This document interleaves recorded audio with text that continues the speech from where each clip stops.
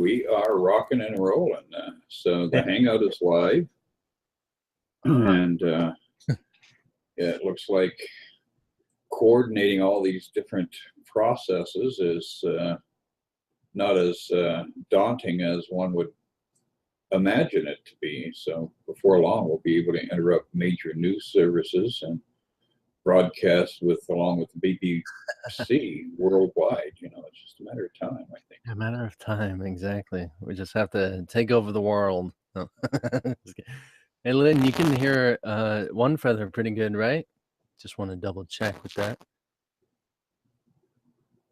Okay, yeah, it's all working. We're live in 2 places. That's amazing. It's like defying all laws. What are we doing? Well, we are multidimensional beings scattered across a multitude of dimensions. So, you know, I mean, this is just the first step in that realization. I mean, there's got to be a huge amount of potential with this. So maybe we can arrive in a dimension where we are much more highly evolved and recognize ourselves as ascended masters or whatever. Yeah, but we gotta take our time. We got years, man. We got an eons to deal with here. Let's take it. Let's work on walking without a limp. Yeah. I'm more excited about the idea of walking across Niagara Falls on a tightrope. That's the way I want to flow forward. So you've been practicing tightrope walking? Not here at the house, but I'm thinking about, you know, maybe finding a place up north where there's a gully or a canyon. Something no more than about 3 feet deep, so that I don't really do serious damage with myself, or with my body. That's not myself, but that's my body. You might want to start with like in between trees or something. Yeah, it's a matter of belief anyway, right? It's just like walking over hot coals. Yeah, I haven't done that yet either, and I don't really have that on my bucket list for some reason. But anyway, it's a beautiful morning here in the Midwest. We've got, you know, spring erupting and the birds are chirping, and I assume that the high country there in Utah is equally lush and showing us all the signs of growth and grace. It is. It's looking pretty good. It's been consistent 80 degrees the past few days. And yeah, there's leaves on the trees and the kids can run free. Yeah, having the bambinos outside is always a good thing, because they need to get out and, you know, check things out. They need to have a real sense of self-empowerment, self-direction. Yeah, let me tell you about that cabin fever over the winter, man. Woo! Yeah. That can get to be tenacious, to say the least. So anyway, I don't know what you have been contemplating here lately, but I pulled up from A Course in Miracles, a clarification of terms, section 5, Jesus Christ. And I like this one line in the second paragraph. It says, the name of Jesus is the name of one who was a man, but saw the face of Christ in all his brothers and remembered God. So he became identified with Christ, a man no longer, but at one with God. So I think that's really a beautiful synopsis of our target. I don't know how many people, you know, when they get into the course, really have a clear vision of what the ideal, you know, advancement platform, what the ideal goal is. But I think that kind of summed it up really nicely, so that we can see Christ in every person we encounter. Yeah, it was definitely tricky. Even the idea of miracles was shifting and changing all throughout my first time of doing the lessons, and trying to, yeah, you're like, oh, well, maybe it's like this then. And oh, no, maybe it's like that. Wait, what's, and being about Jesus is kind of the same. Well, did he do that? And is it really about saving us from our sins? And you have this real debate going on in your mind for the first little while until you finally at the same time triangly uh, congeal into some sort of idea that it definitely revolves around, for me, that idea that Jesus is a body, just like Devin is a body, and the ability to recognize that state of Christ within him as well as within myself. And in order to do that, it's required that it sees Christ in everyone and in everything around. It's a recognition of, as I use dimensional talk, that first dimension, which it is naturally everything is reflected from that same relationship with being one with God.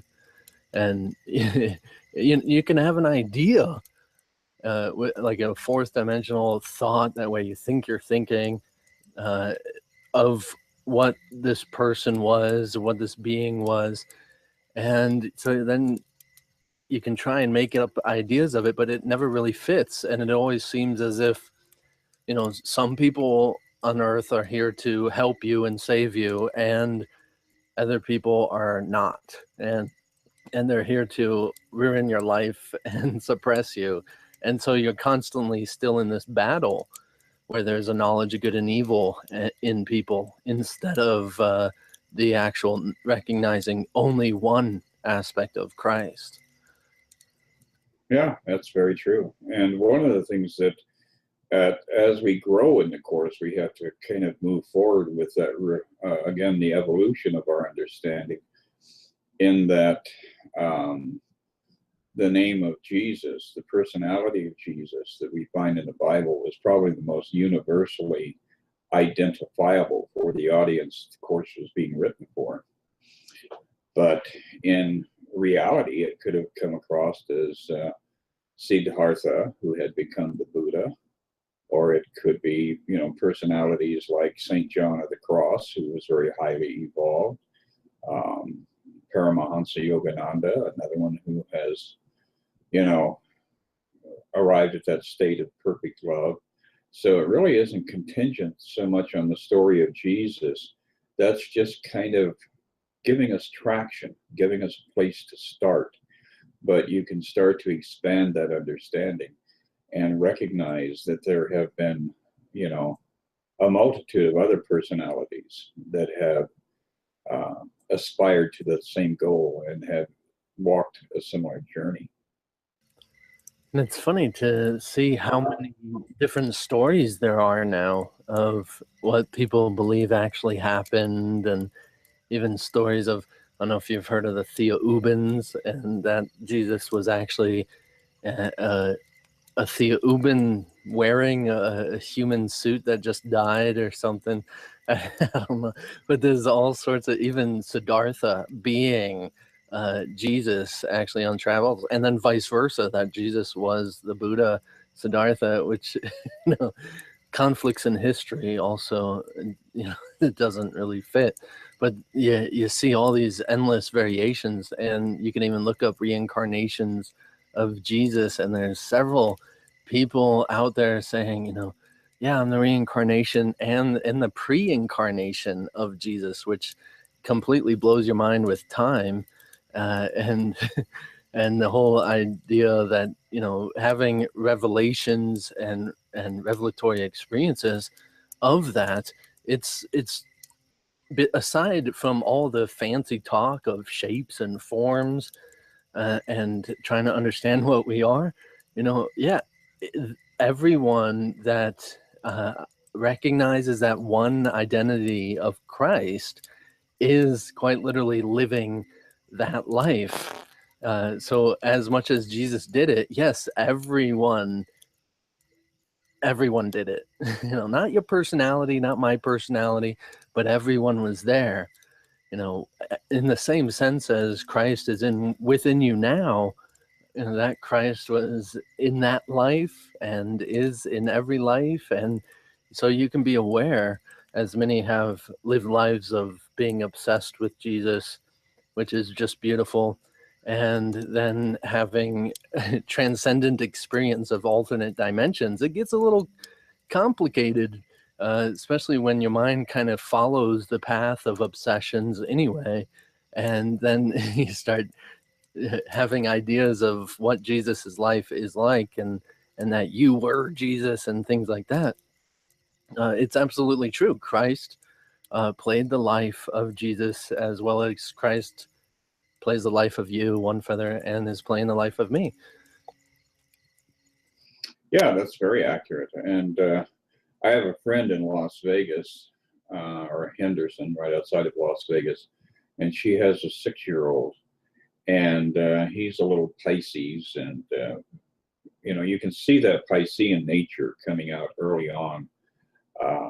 And Pisces is all about recognizing, your spiritual truth, your spiritual identity. A lot of Pisces are on that path. But nonetheless, when he was about 5, maybe 4.5 or 5, one morning he got up and was going through his morning rituals, getting ready for school, and he said, "Mama, do you think Jesus really was a person on this earth?" And she said, "Yes, I think so." And he says, "I love Jesus very much." And she says, "I love him too." And he says, "Actually, I think I am Jesus." And, coming out of a 5-year-old, I thought that was so cool. And she didn't oppose that. She went right along with it. She says, "Well, maybe you are. Maybe I'm a very special mommy. Maybe I've got Jesus here in the same room with me." And, That's cool. if we can approach it from that level of giving permission, for that experience to everyone around us, especially the children, that gives them the opportunity to explore that idea that I am more than Joe Blow or Johnny Riptide or whatever. Maybe there's something herein that has deeper meaning and deeper purpose in my existence. So I find it to be delightful to contemplate that, and especially if you have children around and just watch them as you're talking to them about Jesus, or as they're talking to each other about, any ascended master, because the children are the ones who get it with the most clarity, because they haven't got all these prejudices built up, and they haven't allowed themselves all the different graces we give ourselves around, what is sacred, what is not sacred, and yada, yada, yada. Yeah, it's tricky. I actually went through a period of trying to remember what it was like to forget. And it's really tricky because being alternate dimensions, they are paradoxical to every single one. So that period of, a child forgetting what they were or who they were beforehand, like Atreyu, perfect timing, coming in here and bringing me a book. Yeah. Hey, bud, do you remember? Yeah, fishes. Do you remember Jesus? Do you remember what Jesus was? Oh, okay. In that experience, we naturally think of the pre-existence of this physical body as in something that's similar to shape and form and physical bodies, and so we think of, I was a floating spirit with arms and legs, and it gets a little hard to comprehend because we like to put it into form. And so you can kind of see that the physical form is an obsession that is naturally projected onto this past experience and the future experience that we can see as this Christ perspective. but it's not, you know, defined, and that's to say shape and form. Like, what is an edge that is me, and an edge that is you, and you're inside, and nothing's outside in between, and I'm inside this fence over here. You know?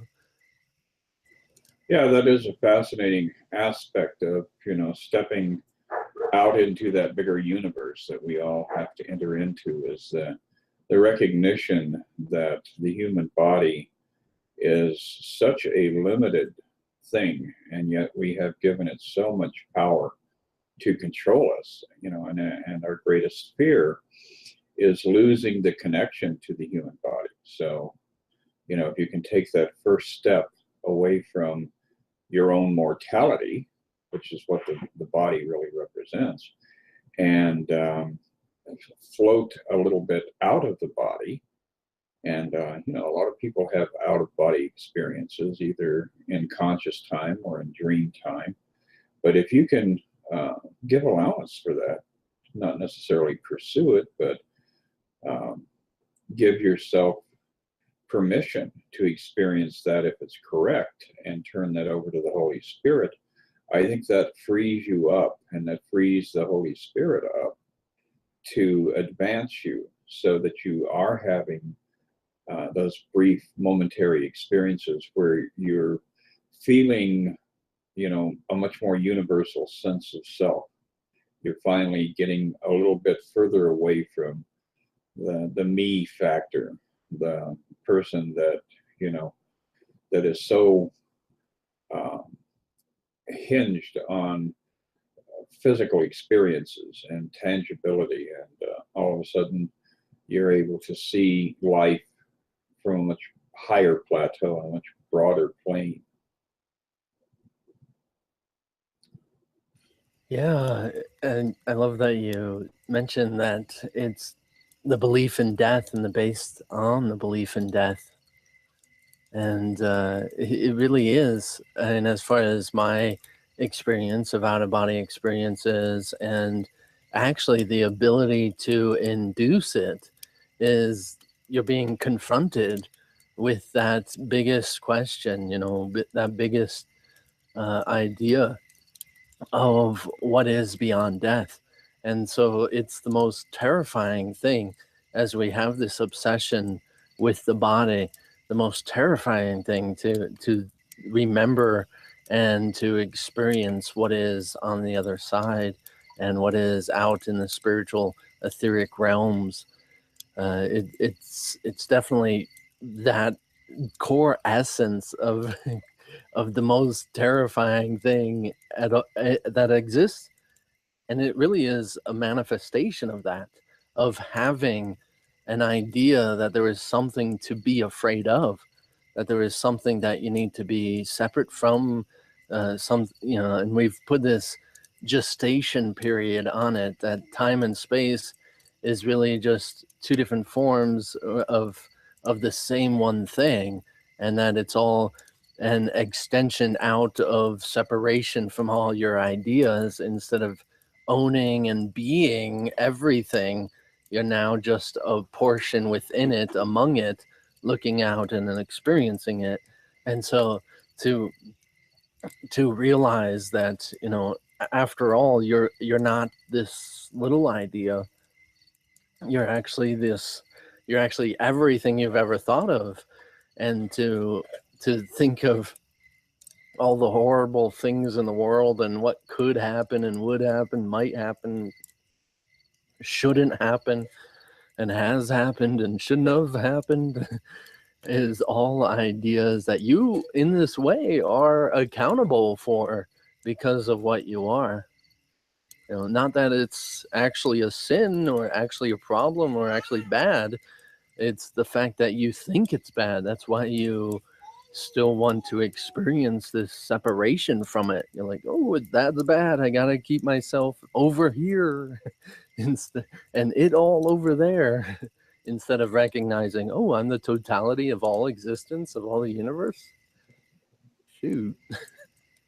Yeah, that's very cool. And, that takes us back, what, 400 plus years, where Shakespeare came out with that perfect line. I think it was in Romeo and Juliet, where he says, "Nothing is either good or bad, but thinking makes it so." And that really is, the whole concept in a nutshell. But there was that movie that came out, I believe it was last year, another one of the Marvel movies. I'm a big fan of Stan Lee and Marvel comics, and Doctor Strange came along, and there's a scene in Doctor Strange where he ends up in India, and there is a ascended master who's kind of she's the master of all space and time, it would appear, and Doctor Strange is having a little bit of a rant about how he doesn't believe in all that new age nonsense and chakras and energy centers and yada yada yada. And she takes her hand and goes bam right on his chest, and you can see him graphically go out of his body into his, into that energy body, and it totally fries him. I mean, it just completely freaks him out. And once he gets past the fear factor and the surprise element of the whole thing, then he begins to realize, oh my God, there's something to this, and it has potential.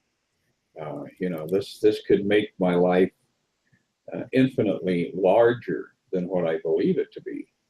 And then, of course, that theme carries on with Doctor Strange going through all of his adventures on more than one level of consciousness.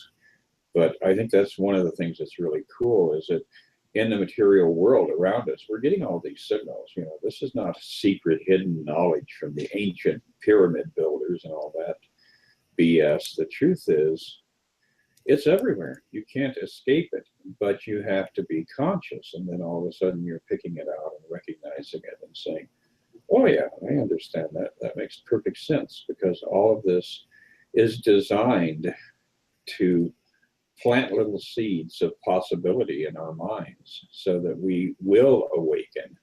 So we have created, like Hansel and Gretel, we've created these little crumbs along the path that as we acknowledge them, they remove another veil, they remove another inhibition, another fear, another doubt, or something that causes us to avoid these ideas.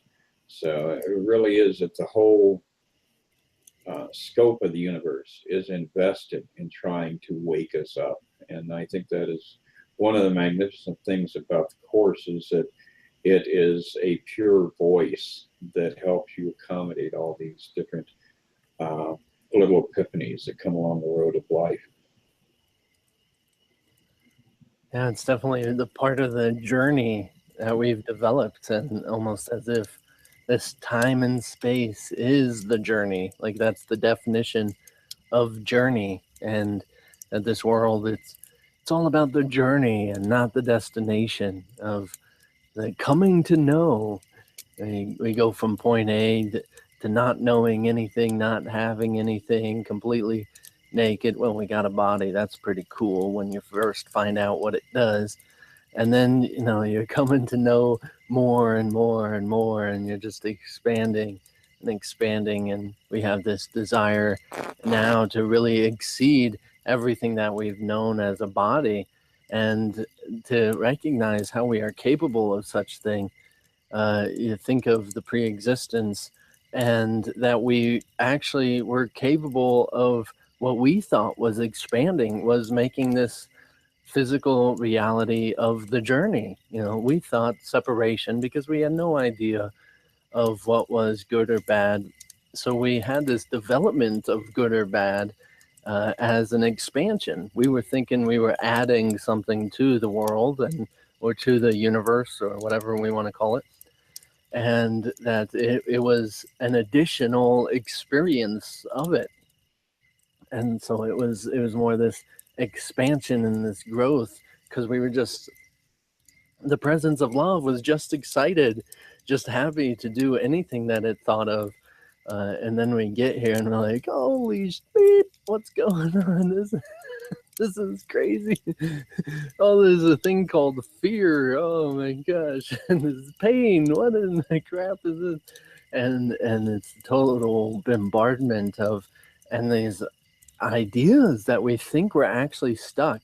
And we have this idea that, even reincarnation, even though it's completely possible, it's entirely impossible that we don't eventually recognize our truth, eventually wake up, and eventually realize the reality that, what we are is completely capable and able to make anything happen, any decision at once. And just thinking of moving mountains is a tiny idea. That's tiny idea compared to making worlds and making stars and galaxies of them. And that's phenomenal if you think about it. And still, that's just an identification with it being form. And that's like nearly nothing again when we exceed the idea of form. And they're just images of what is capable of, what we are capable of. Yeah, that is interesting. And it really, that's when you start to slide off the cliff, when you start trying to share ideas about the true nature of life, our true existence as infinite formless beings. Because in this paradigm that we live in, we are so hemmed in by the whole idea of form and dimensionality, and the abstract nature of God, and therefore our own true nature, which is, the God within God, becomes really very, very difficult to try and communicate. You go and look at the evolution of abstract art in the realm of painting, and you see the beginnings of it with Dadaism and some of the early on prototypes. Impressionism was, a step in that direction. Trying to simplify form, trying to re-identify form, and then finally the era arrives of total abstraction, and a good example of that is Jackson Pollock, whose work was just, lines and dots and splashes of color that when you stand there and gaze into them, it's absolutely nonsensical to our human senses. And yet the truth is that that's, again, kind of a doorway into a much different and more highly evolved level of awareness. It's not a level of perception, it's a level of awareness, because as we step out of form, we begin to realize that we are all that ever was and ever shall be. And it is our option to bring that into form. But nonetheless, at the core of it all, it is that which is indefinable and, merely a place in experience. It is, completely experiential rather than objectified and identifiable as some kind of a this or some kind of a that. And you can see that when you look into some of those abstract things, your mind tries to make some sort of sense out of it, trying to make it some sort of symbolic meaning or something. It's like, and you can see that your mind's trying to give it shape and form again. And that really, that's all we're doing with the so-called abstract ideas of the spirituality of the universe. And that we're insisting that we keep shaping something into a shape or a form. We're seeing the presence of souls and spirits, and then the mind has this habit of just insisting that it's a body, and and insisting that it's what we're seeing is this presence there of being actual shape, actual physicality. And we, doing this every day, it is quite literally the basis of our personality and the ability to judge and determine what we're looking at as if it is something.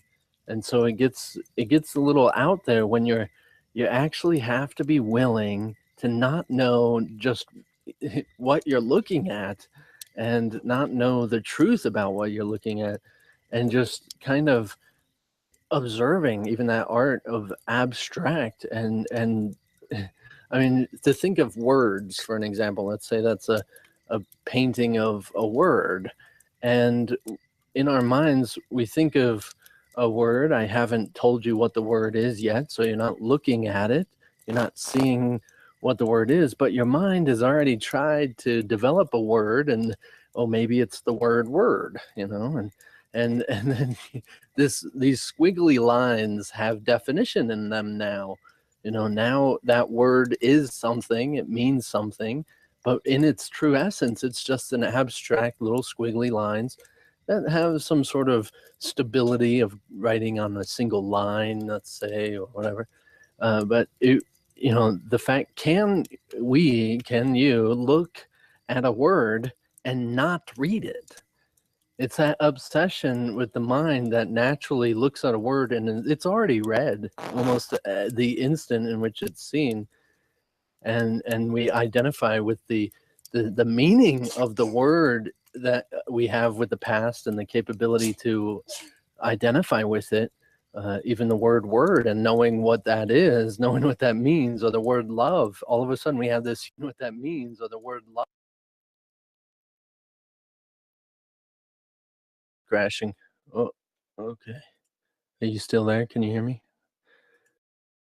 Yep, we're still rocking here on this end.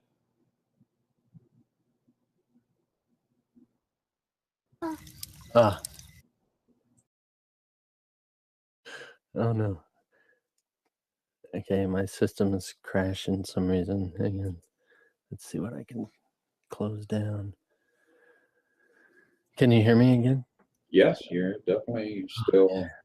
still doing a feed into YouTube, and as Yeah. you were talking there, you were exploring that idea that the mind has this need to make something useful. That's why the mind is so in anticipation of a word, even the unspoken word, because we are living in that state of um, a level of existence where we're always in need of something. So the words, as the Course says, then become symbols of symbols. And we're in pursuit of the words in hopes of acquiring the physical object, because we believe that there is some part of us missing. Some part of us is in need of these things. And that's definitely a source of a lot of bizarre and unpleasant experiences that come to us on a lot of different levels of life. So to be able to contain the mind and redirect the mind so that it's not constantly clawing and wanting and desiring and needing all of these different objects is a huge first step in alleviating your being connected to the whole process of earthly value. And earthly value is what gives you judgment. I judge this to be worthy and desirable, and I judge that to be unworthy and not as desirable. So it is a rhetorical journey, and we do have to use the words to open up the mind so that it starts to think beyond words and starts to think in terms of a process, of a experience, and even on a higher plateau of the greater flow of life itself. Yeah, it's so you can hear me now, right? I Yeah, don't know. yeah, absolutely. Yeah, I mean, just like, and I was getting into saying that the word love, all of a sudden we have this array of memories and everything to define that. And while words are very helpful, it is the condition of this fourth dimensional self, this personality, identity, this identification with physicality and being a body and in the world. And it is only really useful because we have that identification, and like the fact that really in an energetic universe, I'm not even using words right now. And so it gets really abstract when you start expanding your mind beyond the confines of definition and symbols, and actually the ability to recognize them. It's like we think we're thinking about the words we're hearing right in this moment, but really we're actually distracting ourselves from the reality in which is actually occurring right here. And it's quite the experience, because with this option of having physicality, it does seem like we go on this roller coaster ride of possible fears and death and struggles and pains at the same time as loves and happiness and joy and just wonderful experiences. And so we're like torn between, wait, which one is this? Is this a scary one or a happy one? I can't tell. You're crying because you're so happy, and your mind has this definition of what's occurring, and it's hard to, when you're really expanding, it's hard to define anymore what is actually real, like That's the very course. true. It's a really tiny step to arrive at that next plateau that Jesus was walking through the earth, with his feet not quite touching the ground, because he had beautifully stepped out of the limited identification of the self, and had lost a real sense of need. And I think that that's one of the secrets about the secret, is that all these people running around trying to manifest stuff, and that's because the real core problem is not that they don't have it, it's that they don't recognize that they have it. So when Jesus was doing his thing, he was able to encounter every situation with that full sense of authority. I have everything I need. And a good example of that was when he was pursued by the tax man, and one of the apostles says, what do we do here? The tax man is demanding money from us. And Jesus turns around and picks up a fish and pulls a golden coin out of the fish's mouth and says, here, give unto Caesar, render unto Caesar what is Caesar's. So it's where the limited vision of that is that, it was a miraculous event. There was a miracle that happened there. The coin appeared in the fish's mouth. And the truth is that Jesus was living in a state of awareness where he recognized every possibility that existed in the universe, and that he could accommodate, he could master, or he had already mastered all of those different variables. So wherever he went, his needs were met. He's on the mountainside talking to 10,000 people, and starts breaking bread and handing out fish, and everybody has lunch on Jesus. And that's not about manifesting. That's about knowing that you've got the supply for whatever the appearance of the need might be. And I think that's a key secret in a lot of people's issues. Is I manifested this. It took me 3 years of thinking about it, and having a vision of it, and huffing and puffing and pushing my way up the hill. But then all of a sudden there are 20 new needs that you've got to manifest. And if you can really make your target that state of awareness where you have everything from a source of infinite supply, then all your needs are pretty much quenched. Yeah, absolutely.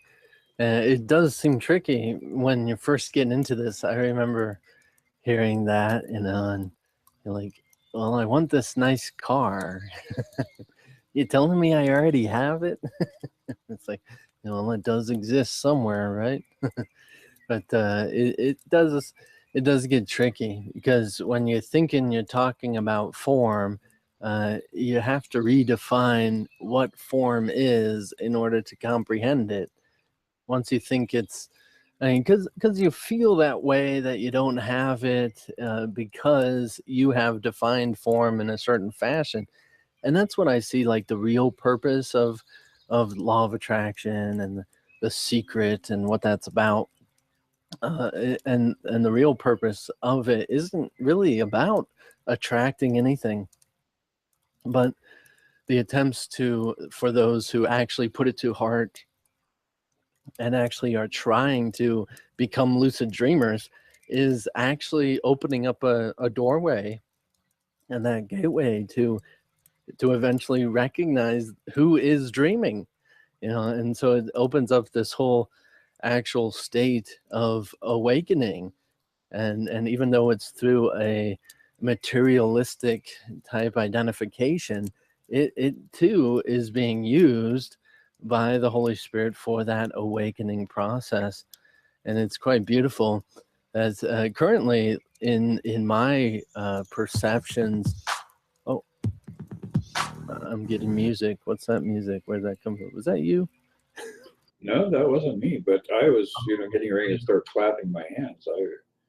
You could hear it too? Oh yeah, I could hear that. What was that? It sound. sounded like Pal Talk. Someone took. Hey, you guys can still hear me, right? Let me know. Anyway, I was mentioning that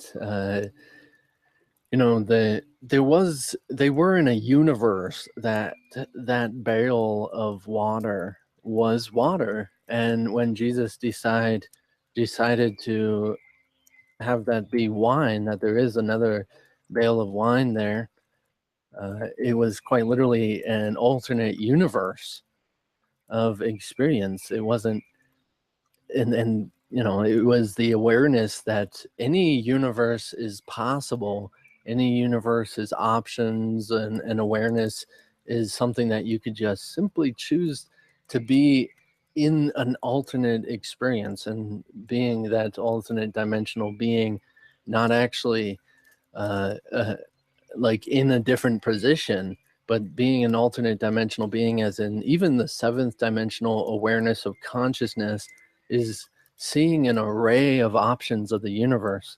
And Jesus, looking at that fish, could see translucent areas of what that fish is, and could see coins in many of the fish, could see. Can an infant formula really foster learning ability? Yeah. Enfamil Infant has brain I think it's nourishing Pal Talk DHA, having and it's now ads. shown to This foster learning. hasn't happened in months. Great. Audio ads. It's like so rude, man. We came into a universe with ads. Oh no. He looked at that fish, and there was options of that fish having pencils in its mouth, options of that fish having I don't know, a baseball in its mouth. Baseballs weren't invented, either were pencils, but all this stuff, and he deliberately chose out of all the possible universes that one of it having a coin, because that was the so-called issue having been aroused. Oh, that one's you. Yeah, that was me. Oh, you got all these sorts of sounds. Well, you can,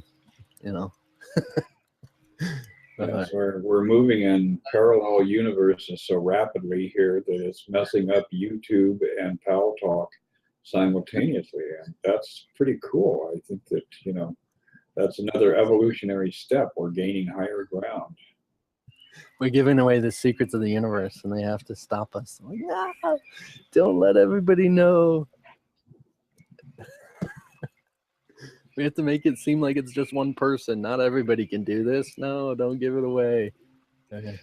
Yes, and that is the goal of the ego, is to convince us that, we're the only ones here, and everybody else is an antagonist, and we have to defend ourselves and attack anybody that comes into our little sphere of experience. And so there's a lot of synchronicity that's been happening with our discussion this morning, and that as you're playing there with all the different threads of trying to record our conversation or share our conversation, we're seeing how everything is kind of tipsy-turvy, and that really is the foundation of life in this material world. We came into it with this grounding of self, and we're constantly engaged in trying to validate the self and supply the self with all of its needs, and all of those adventures that are based on the hero's journey through space and time. And eventually you get to the point where you begin to recognize, wow, every time I go around a corner, there's another confrontation. I wonder if this is probably going to just go on forever and forever, and maybe I need to wind it down and find a different way to live. Run with it. Run with it. Let's go. Let's fly away. We got to go tightrope walking. Yes. It sounds like you've got a window open there, because I'm hearing birds all over the place too in the background, or unless you have a bird in the house. That is the background of the recording, the podcast I have coming towards the end. I didn't know it was going to go through to you as well. It starts out with fire crackling, and it kind of transitions into the morning. Interesting. So another opportunity to see an illusion within the illusion. So again, this is getting edging in that direction of abstraction, but we're fusing all these different little commingling elements, and watching how everything that we believe to be real probably is just a projection that is occurring within our own mind. Exactly. And it's funny because when we do, even if we do experience the spiritual universe, which we are all the time, and yet that's hard to comprehend sometimes, that it's naturally through that projection is defined to be physical.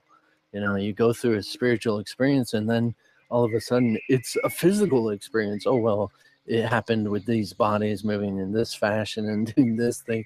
And as I just I coughed, right, and I just saw stars in my eyes. I'm like, oh man, that's trippy. And that you can have a definition of this physical reality of what that means. You're seeing blood vessels and all this stuff, and it still has this definition of physicality automatically, and it makes sense because the physicality has these specific parameters and laws in which define it. But if you're open to being wrong, all of a sudden you start saying everything you think you knew and defined everything could be and would be and is a little differently. Like, you're not actually seeing blood vessels. You don't really have blood vessels. You don't even have eyes. You can't even cough. And it gets really trippy. Definitely. We don't need shrooms around here. That's true. And this is an elected experience. That's the thing we have to step back from being in denial of. It's, how did I get here? God threw me into this mud pile, and all of these foolish ideas about the capacity that we exert. I mean, we have that much power. We can create a reality that we can become trapped in. And thank God the source of our being was clever enough to give us a way to lead us back out of our delusion. And I think that's the beauty of, life on every level, is that it will be sustained. It is eternal. It cannot be corrupted. It cannot be destroyed. And you can live in your personal illusion for a specific period of time, but nonetheless, eventually, Source is going to drag your ass back out of it and say, here, look at this. You are a magnificent creature, and that's a handsome young man that you've got there on your lap. Yeah, say hi, Jiggy. No. No, I don't. No. But they see you. Huh? No, I don't want to say hi. Okay, you don't have to, but you can sit here. Well, it was definitely a good conversation today. I'm enjoying all of this and the array of experiences that we open up for myself and for all of us. It's just beautiful, and I really hope that there's people out there that want to connect with us. Reach out and do so, that we are available for conversation. We are, okay, a few more minutes, bud. And we're both on Facebook, and we both have emails, and we both have websites, so we're definitely available. So what kind of services do you provide, One Feather, if you might? Well, Yeah. in the material modality, I do astrology and tarot readings, but I also do Course in Miracles counseling and grief and fear counseling, and whatever people need to keep them from jumping off the ledge. That's pretty much for the last 20 years of my life been my major focus. So, I do have a website out there that's onefeatherjournal.com, and if you're viewing this on YouTube, please do subscribe to our channel so you can pick up on future events and more of the dialogue. And your website is at what place and time? It's openandclear.com. That's openandclear.com. And that has kind of brought everything together. I had my A Course in Miracles podcast, which is I Am A Course in Miracles. And that's best found at IAMACIM.com. And all that, and all. Yes, that's it. Well, Devin, you continue to have a happy day there with the young warrior at your feet who is ready to take on space and time. Yeah, he's almost 2 years old now. Next week, so. Oh wow! So he's a little Gemini guy, huh? Yeah, the 14th. Well, I will talk to you in 1 week. You have a spectacular week, and continue to ascend. Hallelujah. Thank you, One Feather. Have a beautiful day. Great. Talk to you soon.